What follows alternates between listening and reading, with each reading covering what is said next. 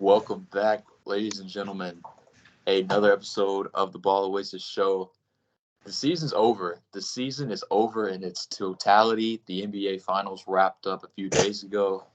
Congratulations to the Denver Nuggets. I think we should 100% start with the Denver Nuggets. Clap it up for the Denver Nuggets. They dominated all playoffs, going through the Timberwolves and beating the Suns in 6 games, which turned out to be their toughest series, sweeping the Lakers in the conference finals and making quick work of the Miami Heat in 5 games in the finals. I kind of said going into the series, I felt like the writing was on the wall as the Nuggets were the better team on paper, and they proved that throughout the series. Dominated the glass, even with them not shooting well from three, even guys not having great shooting performances. They dominated the series. They totally ran the Miami Heat out of the gym in every game except for game two. And yeah, Jacob, what did you think about the finals? That was a little unexpected for you as you picked the Heat to win. Yeah, I had him in seven, but one can only hope. Um, I would say the biggest thing, was Jokic and Murray, but the role players kind of disappeared from Miami, especially the ones that helped get them to the finals. Yeah, Caleb Martin, Max Strus, they didn't play up to par how they have been, and that they just they were overwhelmed by Denver's depth at one point. Like even Christian Brown was a big part to the Nuggets winning because he had some key moments, some key plays, and he was almost played off the floor earlier in the playoffs. So yeah, it's just they couldn't hold up with Denver's depth and height and size, everything. Yeah, and I go back to a comment that I made in our last episode. I said that it would come down to the role players. That was my assessment of it, and it did. It did in a lot of ways, and in a lot of ways, Jimmy Butler was a little underwhelming in this finals with his offensive performances. Of course, we saw Bam step it up on the offensive end, and Bam gave a pretty good overall performance in the finals. I was fairly pleased with what I saw from Bam. Um, but yeah, Jimmy didn't have the greatest finals, and especially the closeout game was pretty shaky. But yeah, the Heat's role players. You saw Gabe Vincent and Max Strus and Caleb Martin. All three of those guys have been so key for their run so far in the playoffs. And those guys really didn't have a good series either. And they needed those guys to come to play if they were going to have a chance in this series. And outside of Aaron Gordon and maybe Bruce Brown, it's not like a single like role player dominated for Denver. We saw Christian Brown come in a game or two and make his impact known. But it was the fact that it was Christian Brown, a guy who wasn't in the rotation going into the series. Guys coming out of nowhere. Bruce Brown, like I said, hadn't really had big games like that outside of a few in the playoffs, and he comes in and scores 21 points in game four and was ultimately the deciding factor. We saw some big plays from KCP, big defensive plays in game five to close out the series. And as poorly as they did shoot from three, as poorly as Michael Porter Jr., my X Factor, shot in the series, he had a good game five. And I think that the Nuggets out rebounded the Heat in the series by like plus 50 something. So it's hard to come back from that. It's hard to come back for that no matter how well you shoot the ball. And with the Heat struggling to shoot it as well, it was just a recipe that was not favorable for them. But congratulations to the Denver Nuggets. Well earned, well deserved. A fan base that's been waiting on their first championship. So congratulations to the Nuggets. And obviously Nikola Jokic, Finals MVP, no question about that. Jamal Murray had a great series as well. Aaron Gordon had a great series, and of course, some of the role players aforementioned. Jacob, you mentioned Aaron Gordon going into the series, and I want to touch on him a little more because he had a very big impact in some of these games. Um, what did you see from Aaron Gordon that you thought helped the Nuggets to win a lot of these closer games in the series? I think I said going into the series it'd be his defense on Jimmy, which was pretty good. But his rebounding. I think it was game one. He had like 12 straight points, or 8, something like that. His second chance points he had, just the rebounding, just the trying to.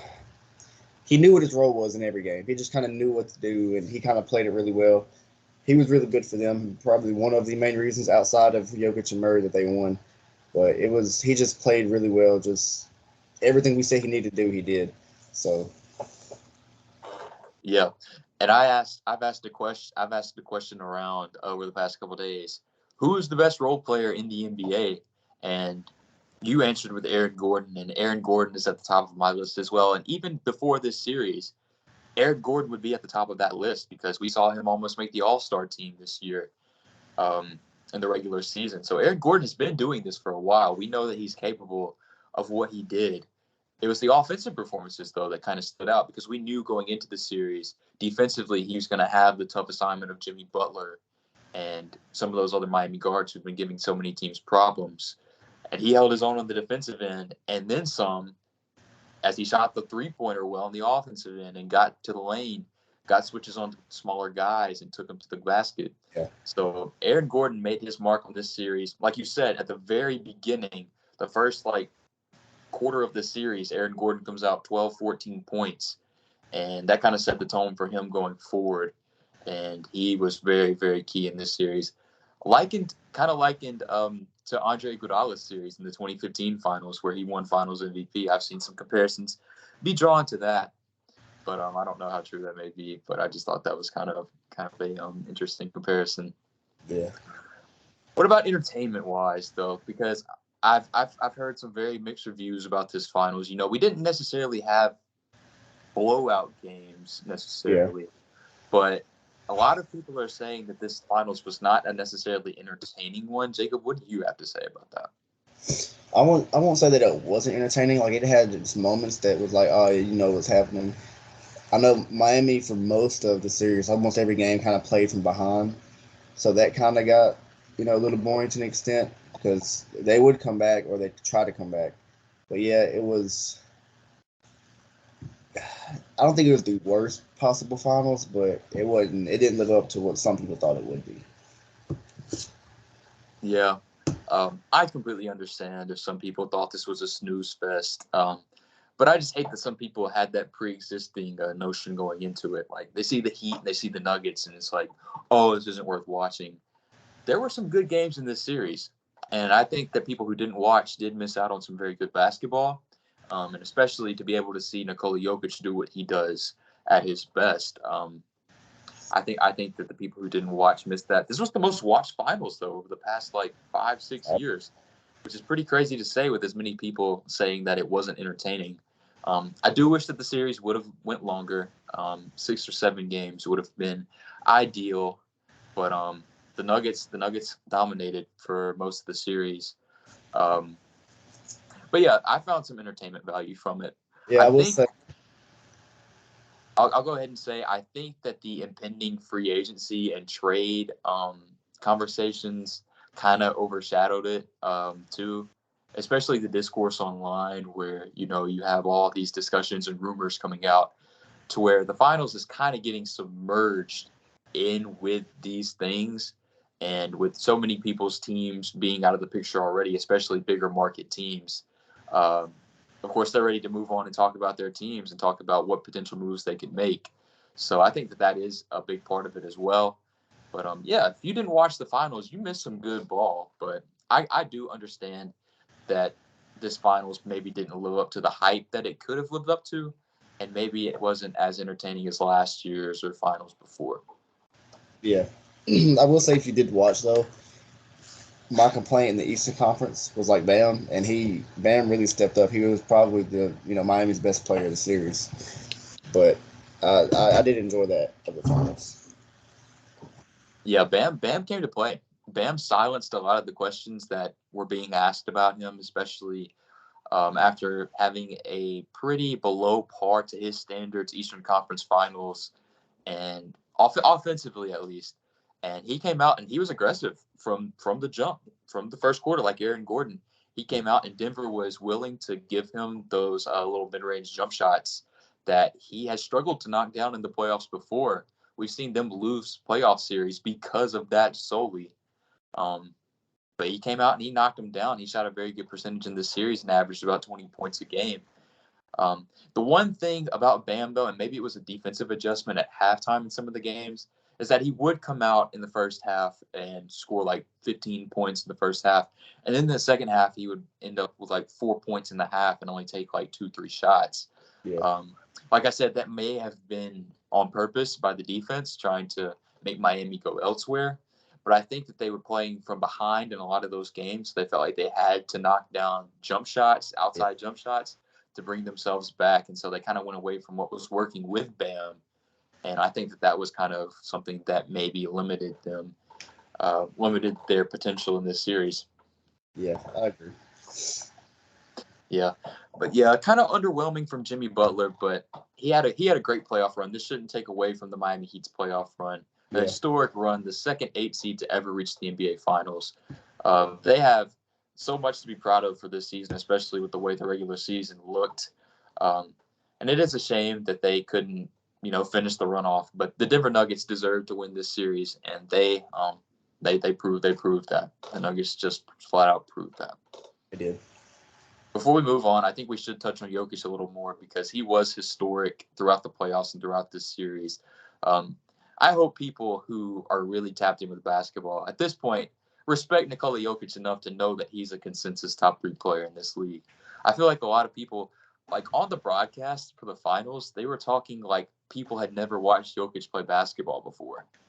And for some people who would just tune into the finals, I understand that. But Nikola Jokic is the top 3 player in the league and has been for like the past 3 years. So the fact that nobody, not nobody, but people have not watched this guy play basketball is a crazy thing to me. And I guess it's just play style. I guess it just comes down to play style and the fact that he plays in Denver. But that's insane that people had not watched Jokic play basketball up until this point. Yeah. I know a lot of people even saying he's the best player in the world right now, which, I mean, there's an argument for it. So There it could have easily been the back-to-back regular season MVP, finals MVP. Hey, there's quite the case there for it. Yeah, the finals. If I had to grade the finals, like on a grading scale, I guess we'll go 1 to 10. I would give the finals about a 5. It was kind of meh, to be honest with you. It had its good moments and it had its bad. I don't think that the marketing job for the finals was very good. Like from like the ESPN scoreboard to like the hype around it, it felt very regular season, like on watching it on TV. And I thought that was probably the lamest part of it. Yeah, like I said, I'd give it a 6. The marketing was not very good. But like I said, it wasn't just the worst series, but it had its moments that were really good. Yeah. So that's enough of the finals. So the season is completely wrapped now, and we are in the dog days. We are back in the dog days. This is where we started at. It's been about a year since we started this channel, which is crazy to think about. But we're back to our roots, I guess.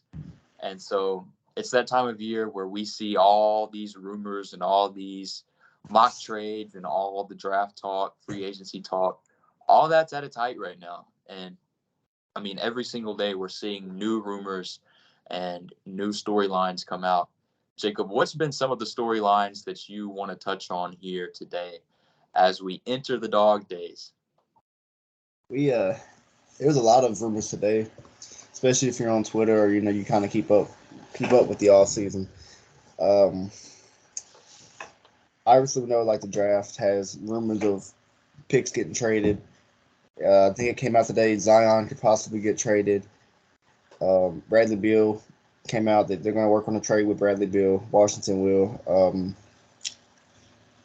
There's a few more, but it's those two are the main ones that kind of shocked some people. Yeah, there are big names. There are big names out there, potentially for grabs. And it seems like a lot of teams are trying to move up in this year's draft. Me and Jacob have talked, and this is a stacked draft. This is a very stacked draft that we're going into next week. So we'll be excited to break that down closer as we get closer to the draft. We'll have an episode come out before the draft next week. But this is a very good draft. And, of course, we know at the top you've got Victor and you've got Scoot and you've got Brandon Miller. And the talent pool kind of drops off after that. But don't let that fool you that those 3 are the only 3 that you have to talk about in this draft. There are so many good guys through the whole entire lottery on into the 20s who could be real impact players right from the jump for any NBA team that they step onto. Yeah, So it makes sense that we see all these big names, like you said, like Zion and Bradley Beal and potentially the Raptors guys and Jaylen Brown, potentially Trae Young, maybe even. We've seen all these names get thrown around, and it's for good reason. So what we decided to do today, as we enter this period, as we enter this new off season, was come up with a few mock trades that we should probably discuss that are rumored to possibly be happening. So, Jacob, I'm going to let you start. We each have, I think you have 3, right? Yeah, I got 3. 3? All right. We'll each do 3. I think we've got time to each do 3 today. And we'll kind of break them down and see where these teams may sit and how they may choose to go about their futures. So, Jacob, go ahead and give me your first trade. The first trade I did is between the Toronto Raptors and the Memphis Grizzlies, which has been rumored since the trade deadline. I had Memphis getting OG Anunoby for Brandon Clark, Zaire Williams, Jake LaRavia, and 3 future first-round picks. So it was, I believe it was Memphis, but there was a team at the deadline that offered Toronto 3 first-round picks for OG. But I don't know how many players or who the players were involved. And we know Toronto likes to price their players pretty well. Right, Messiah stingy. Yeah. And Memphis, they're losing Dylan Brooks. And so there's that wing spot that they really needs help. And you can say it needed help last year. And OG is like the perfect fit for what they want to do defensively, especially with Jaren Jackson. So I think it could work out for both sides. It's just how much is Memphis willing to give up, because they do like their young guys. Yeah, like you said, this is a trade that was very close to happening at the deadline. I think the Raptors kind of pulled back from it. But we also saw Memphis be engaged with the Brooklyn Nets, where they offered supposedly the Brooklyn Nets 4 first-round picks for Mikal Bridges. So they're trying to address that wing spot, especially since letting Dylan Brooks know that he will not be back. So yeah. I do expect Memphis to have a new starting wing going into next season that will probably be picked up from the trade market, and OG Anunoby fits that mold perfectly. Like you said, Memphis is very keen on its core, keeping its core together with Ja and Bane and Jaren Jackson. And for me, it may be a little hard to believe that the Raptors would take any player outside of that unless they were getting a load of picks back. Yeah. I do think that Brandon Clark would be a player that they would be interested in. He's a Canadian-born guy who could come in and play for them. And I don't expect the Raptors to be a team that's in win-now mode also, as we've seen them be engaged with 3rd overall pick and 4th overall pick talks as well. But I do think that 3 first-round picks will be around what they'll be asking for. So maybe the players don't matter. Yeah. OG Anunoby is highly priced, though. It's something that I've found out over the past couple of weeks. And maybe a little too highly priced. OG Anunoby's a great player. He's a great 3-and-D player. He's like the definition of D 3-and-D guy. But it's not like he's an all-star. He's not like he's an all-star player. So to see some of the packages that I've seen for him, it's a little crazy. But we know Masai Ujiri is a guy who, like we said, values his guys highly. And he's not going to take anything less than what he could potentially get. So I think this would be a good trade for both sides. I think if Memphis were able to get OG, that would be a great fit alongside their current core. To just continue to bolster their defense and provide them with some 3-point shooting and some perimeter defense that they would lack from losing Dylan Brooks. And like we said, the Raptors would get a chance to start their rebuild. So, I will say about this trade, OG has 2 years left on his contract. But all 3 of the guys, they kind of fell out of the rotation or weren't in the rotation, which I know Brandon Clark got injured. That's true. I think if I was Memphis, I would take that chance on losing the depth just because they are pretty deep. They have a deep team. I would take the swing on it for OG for 2 years to see how it works. So if you can get OG, do it. It's gonna be up to Toronto whether they want to accept that deal or not. Yeah, there's other pieces you could throw in, but I doubt Memphis would throw in any other pieces that Toronto would want. Yeah, I think it's time for Memphis to get aggressive. I think it's time for them to get aggressive for once. Yeah, I almost added Tyus Jones, but the money wasn't matching. No, it wasn't a good trade. Yeah, I don't think Toronto would have any big stipulations for Tyus Jones. I don't think that they would necessarily want him or value him very highly. So yeah, let me give you my first one. I have a 3-team trade here. It's between the Atlanta Hawks, the New Orleans Pelicans, and the Portland Trailblazers, who we've seen probably the most rumors throughout this offseason. It's going to be a crazy offseason for my Blazers. I'm excited for it. Regardless of what happens, I may end up at the end of the offseason pretty perturbed the front office, but I'm just excited to see what happens. So this trade will have the Atlanta Hawks receiving Jonas Valanciunas and the 23rd overall pick via Portland. The New Orleans Pelicans would receive Anthony Simons, Yusuf Nurkic, Kevin Knox, the 3rd overall pick from Portland, which would likely be Scoot Henderson or Brandon Miller, and 2 future second-round picks from Portland as well. And the Blazers would receive Brandon Ingram, Herb Jones, Clint Capella, and the 14th overall pick from New Orleans. So first thoughts, let's break this one down because there's a lot of moving parts in this trade. From the perspective of the New Orleans Pelicans, so you're losing Brandon Ingram, Herb Jones, and this year's pick, and you're also throwing Jonas Valanciunas, who kind of fell out of the rotation this last year, throwing him to the Hawks. Now we've seen the Pelicans want to move up to 3 over the past couple of days. Yeah. And they've said that they're willing to throw Zion Williamson into those deals potentially. But in this one, of course, we see Brandon Ingram and Herb Jones. Honestly, as a Blazers fan, what I would be receiving, on one side, you've got Zion, and on the other, you've got Herb Jones and Brandon Ingram. I think I would rather take Herb Jones and Brandon Ingram, if I'm being honest with you. I would. But say you get a bona fide scorer, 23, 24 point per game scorer in Brandon Ingram, who's still pretty young, only 25, 26 years old. And you get Herb Jones, who's one of the best perimeter defenders in the league. Sign me up. Instead of a guy like, of course, we know Zion is super, super talented. And he's been a guy that I've vouched for very much on this channel before.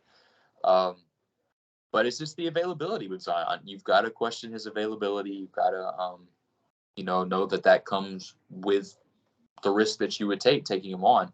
And with Brandon Ingram and Herb Jones, you would be receiving 2 guys that are very solid, that have played the majority of their games, and give you 2 very different things, 2 guys to plug into that rotation alongside Damian Lillard, who would be very, very solid fits, along with the 14th pick, where you could still, pick a young big or a young another wing guy, or maybe a guard if you're going to lose Anthony Simons to the Pelicans.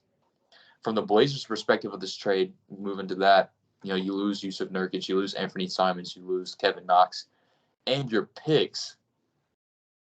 But I think if you're receiving all that in return, I think that's all right. Yeah, and I think that the third pick is rising in value every day as we see Scoot Henderson just continue to impress teams in his workouts, to the point where you believe that the Hornets will take him at 2 at this point, despite them saying up until this point that Brandon Miller is their guy. So we'll see how that plays out. But the Blazers would lose a lot of their core, but I'm ready to move on from Yusuf Nurkic, honestly. There's going to be a video that comes out on this channel. I'm going to segue into this. I'm going to post a video on this channel that I've been working on for a few days about the Blazers solely. And I've been working on it a lot, and I'm excited for you guys to see that. But back to this trade, I'm okay with losing that. And for the Hawks, you get Jonas Valanciunas and the 23rd pick from Portland for Clint Capella, who's a guy that will likely walk away in free agency anyway. Sure. That's all the losing Clint, right? Yeah, the Hawks would just lose Clint. That's it. Yeah, yes, I do it. I'd say, what do you think about this one, Jacob? I like it. I think each team benefits, in what they need. We know with Atlanta, Clint Capella is important, but sometimes his offensive abilities aren't what they really need. And they have Onyeka Okongwu, who's arguably could start for them. He could, yeah. So yeah, and I could see the Pelicans kind of mixing it. Yeah, I think I'd do it. That's a Yeah. good trade for every team. If there's anyone to say no to this trade, I think it would be the Pelicans, just because they're losing Brandon Ingram, Herb Jones, and their 14th pick, Yeah, which is a pretty big loss. But I guess it just depends on how much they value Scoot Henderson, and you're also getting a 20-point per game scorer in Anthony Simons as well, along with a solid big in Yusuf Nurkic at least. yeah, So I think this is a great trade, and maybe there's a little bias attached to that, but I think this is a really good trade. yeah. I agree that number 3 pick has a lot of value, whether it be Brandon Miller or Scoot Henderson. Yeah. Give me your second one. My second one, hits close to home. It's between the Pacers and the Sixers. I think I know where this is headed. Yeah, they've been rumored for a few years now, but I have the Pacers getting Tobias Harris, and I have the 76ers getting Buddy Hield and T.J. McConnell. Reunion with TJ McConnell Yeah, in Philadelphia. who Joel likes, by the way, so it could happen. Um, I did do different variations of the trade, but I like this trade because it makes the cap work. Tobias Harris, who has been on one of the worst contracts, is actually not one of the worst contracts right now because it's an expiring contract. This is last year, and you get veteran leadership. He's known to be a good locker room guy. Um, he could be that veteran the Pacers need, or one of that they need. And for Philly, it's you get a spot up shooter in Buddy Hield, one of the better shooters in the league. I think he was second in 3-pointers made last year. I believe we're second behind like Clay or stuff. And McConnell, you get a backup PG who might not play, might play depending on what Philly does, but I think it just gives the opportunity for both to kind of shed some cap, shed a little Well, bit. I was gonna ask with the main inspiration behind this trade just to get off the Tobias Harris contract. Would that be the main reason? Yeah, but they've been rumored before. Like the last few years, they have been rumored with Indiana about it, but yeah, that's the main reason. And plus, I think Buddy Hield is on his last deal too, so yeah, it's mainly for both contractors both ways. Yeah. We've heard Buddy Hield's name be thrown into trade rumors for Yeah, several years at this point, along with a lot of those Pacers guys like Miles Turner as well. But yeah, Buddy Hield was almost a Laker apparently. He's almost been like a Phoenix Sun. He's almost been a New York Knick. He's almost been a member of the Miami Heat. He's almost been tied with every team at this point. I think that'll be good though. well, I would say while we got Pacers brought up, they have the 7th pick, right? They do. Okay, they could trade that somewhere if they want to compete because we know how they were top 6 seed last year before Tyrese got hurt. Right. So, or well, if you do trade Buddy Hield, you can get a guy at 7 who could fill that, I guess, wing or guard. Yeah, I don't see a world where they trade that 7th pick. I don't. But I think it was Taylor Hendricks. I think he's been kind of rumored there. UCF has been Yeah, mocked there. Yeah, he'd be a good fit. he's been rumored there, so that'd be a good way to get him, some playing time if you kind of shed off Buddy Hield. Yeah. This trade, though, I think it doesn't. I don't think this trade moves any needles really. I think that Tobias Harris could provide, like you said, some good veteran leadership in that Pacers locker room with a lot of those young guys. But I don't think that pushes them past like a play-in team or anything. Yeah. And then with Philadelphia, Buddy Hield is a great spot-up shooter, but it's not like that they struggled to shoot the 3 anyway. Yeah, they were. Yeah. I do think that this is a cap. I think this is a cap, basically. Any trade with Tobias, you're not wanting to get better. You want to get that cap space. Yeah, that's all right. I mean, you're a fan of the team. Do you like that one? Yes, I'd like any trade with Tobias as well. Honestly, it's at that point. Yeah, it's been at that point for you. All right, let me give you my second one. This is a two-teamer. This is my only two-team trade. But it's between the Orlando Magic and the Washington Wizards. Um, as we saw today, Bradley Beal could very well be on his way out from Washington. And this trade has him going to the Orlando Magic with that young core, Paolo Banchero, with all those other young guys over there. And so the Magic would be receiving Bradley Beal in return for Cole Anthony, Jonathan Isaac, Gary Harris, the 11th overall pick, and a 2025 first-round pick from Denver. So let's break this one down. The Orlando Magic in this year's draft had the 6th and the 11th overall pick. And it's pretty unlikely, I feel like, that they will draft from both positions. I feel like a trade is going to happen whether they decide to package those picks or trade just one of them. And I think in this package, the 11th pick would be perfect to pair these guys to try to go get a bona fide scorer, bona fide number one overall guy, and Bradley Beal. In his last two healthy seasons, Bradley Beal has been a 30-point per game scorer. So he puts the ball in the basket. He moves the needle in regards to offense, which is something the Orlando Magic have struggled with for a while.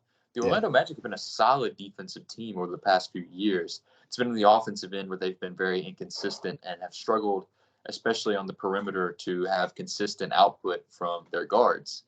So you get off of a guy like Cole Anthony and Gary Harris, who's kind of been not the same since his injury a couple of years ago. And you move on from Jonathan Isaac, who's been a guy that has also been injury riddled. And so it would be the Wizards taking on these guys who have kind of fallen out of favor a little bit, along with Cole Anthony.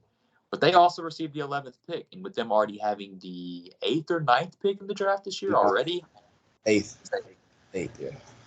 Yeah, they get another lottery pick to draft and start their rebuild after you get rid of Bradley Beal, along with the future first.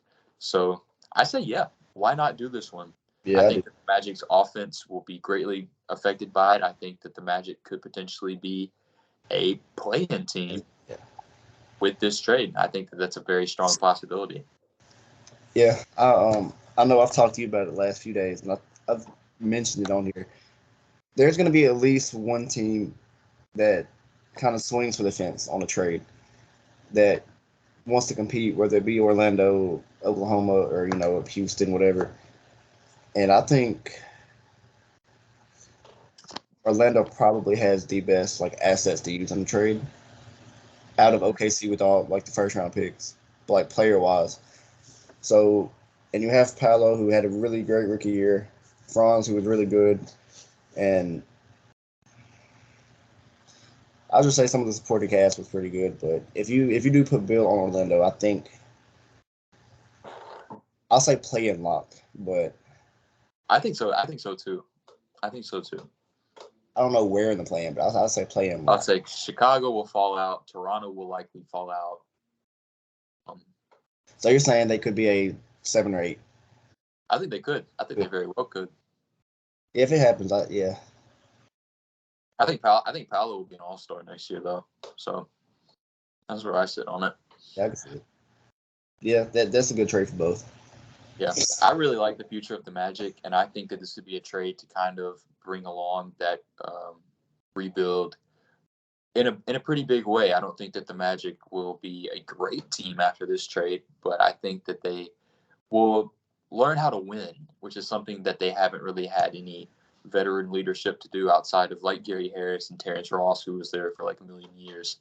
But with a guy like Bradley Beal, a bona fide number one overall guy who has been in the playoffs in some pretty big moments, I say why not? I think this is a great trade for both sides. Yeah, that's the only thing with Bradley Beal is he has no trade clause, so I guess he gets to pick where he goes. That's the worst thing about it. But I'd like that trade for both sides. I do too. Go ahead, give me your last one though. My last one, I want your opinion on it. I feel like it is a lot. It's between the Pelicans and the Trailblazers. Okay. it might be too much, honestly. It's similar to yours. I have the Pelicans getting Anthony Simons and the number 3 pick, and I have the Blazers getting Brandon Ingram, Najee Marshall, and Herb Jones. So it's very similar to yours, basically the exact same. But Yeah. like you said, you get the depth for you get the depth. Portland gets the depth. You know, the score with Brandon Ingram, who we know Dame does want to play with guys that are kind of, I guess, already made a name in the league. Not young talent, but it's basically the same you had, but just a little different. Yeah, I would be okay with this if they decided to do it. I don't think that it's as enticing as the one that I mentioned before, where you also get Clint Capella and the 14th overall pick this year. Yeah, I might have to throw another pick in, but I wouldn't be upset if we accepted this. I just think that the value of the third pick has risen so high that I feel like maybe this would be a little bit of an undersell. yeah. And maybe that, like I said, maybe my bias is creeping in. But Anthony Simons averaged 21 points per game on great shooting efficiency this past year. And that third overall pick, like we said, Scoot Henderson or Brandon Miller is a guy who's going to come in and be a franchise cornerstone. Yeah. So. Yeah, I'd say I would throw the 14th pick in, or at least a future one or future one or two. Yeah, instead of Najee Marshall, throw like Josh Richardson or something at least. Yeah. I don't know. I would, like I said, I would be okay with this, but it doesn't like. I'm not just. It could be like, better. Yes, we need to do this. Yeah. No, I'm not blown away by this trade. That was before the Zion news came out today, so you could throw Zion somewhere in there eventually. Like I said, I'd rather have the Brandon Ingram, Herb Jones package than Zion, honestly. Yeah. But yeah, that one's all right. Let me go ahead and give you my last one. This is another 3-teamer. So the Indiana Pacers, the Phoenix Suns, and the Chicago Bulls are involved at this one. And so this one would have the Indiana Pacers receiving DeAndre Ayton from Phoenix. The Suns would receive Miles Turner, Alex Caruso, and Andre Drummond. And the Chicago Bulls would receive Buddy Hield, Phoenix's second-round pick this year, and their second-round pick for next year as well. So all Chicago would be losing would be Alex Caruso and Andre Drummond. So they would receive Buddy Hield and those 2 picks for that. Okay. And, of course, the Pacers lose Miles Turner and Buddy Hield, but they would be picking up DeAndre Ayton. So on paper, I think the Suns would win this trade. I think that the Suns would win this trade by picking up Miles Turner, Alex Caruso, and potentially a good backup big in Andre Drummond. Yeah. I would like the opportunity it opens for DeAndre Ayton to kind of get in a different situation to the team that he was supposed to be moved to last offseason, potentially. I think that he would fit well alongside Tyrese Halliburton. So I think that could be a potentially good situation for him. And the Bulls just are kind of thrown in there, but they get shooting, I guess. I think this is an all right trade though. I could see this trade happening. And I do think it's time for DeAndre Ayton to be moved. I think that the Suns will be aggressive in doing so under the direction of Matt Ishbia. He's shown that he's going to be aggressive in negotiations, and I expect him to continue that this offseason. If not Indiana, it could be Dallas. Right. Trade package for Dallas is just so limited, though. Like, I tried to include Dallas in some of these trades, but outside of, like, Josh Green, who they said they're not willing to move, like, what can you really do? There's not much you can really do with Dallas. All they have is Tim Hardaway Jr., Reggie Bullock, and Davis Bertans. Maxi Kleber. Yeah. And that doesn't unless you're going to throw some picks on it, that doesn't make me want DeAndre Ayton for it. But I can see DeAndre Ayton ending up in Dallas. I think that I just think the Suns want to get off him. I think they do. And I think the Suns would win this trade ultimately, picking up 3 guys for 3 rotational players, and a starter in DeAndre Ayton's place with Miles Turner, who would probably fit alongside Kevin Durant and Devin Booker really well.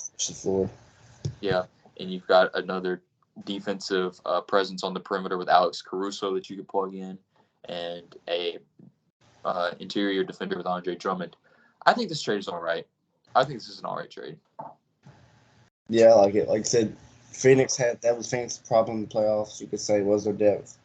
You added a few rotational guys in there, and I agree. I think it's time for DeAndre Ayton to just get a change of scenery.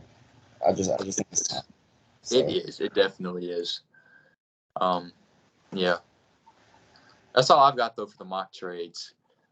This might be a shorter episode. It's kind of a bridge episode into next week. Post finals going into the draft for the big draft episode. Next week's draft episode will have a mock lottery. We'll do that. We'll each do a mock lottery, and I'll have my sleepers as well. I've still got to do a little more draft scouting, but like I said, another announcement. There's going to be some solo videos come out on this channel. I've already got some in the works, and Jacob may have some on the way as well in the future. So we're going to start using this channel for that as well. We're also coming upon the 1-year anniversary of this channel, and there will be a best moments video come out, which I'm sure y'all will love that one. It's going to be a great one. But yeah, expect there to be some action on this channel here in the very near future, as soon as this weekend. So yeah, that's what we've got going forward, and of course, draft stuff next week.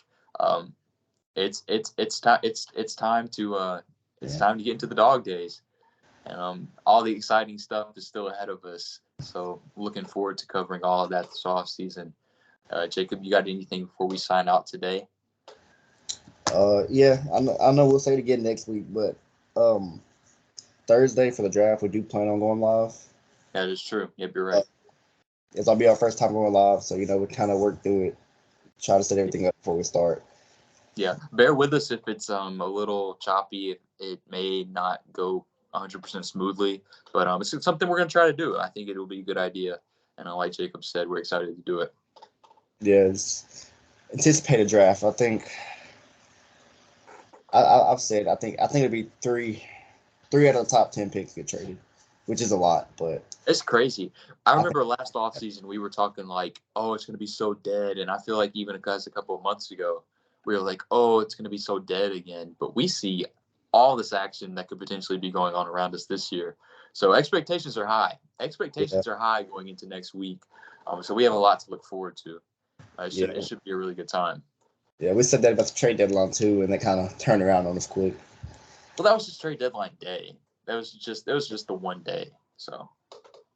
Yeah, but yeah, I think it'll be a lot of stuff happening draft night. Hopefully. Maybe we shouldn't jinx it. Maybe we should just kind of be neutral about it. But yeah, expect some new things on this channel. Expect draft coverage. A lot of good stuff coming. But until then, we'll sign out for now, and we'll see y'all next time. Peace out.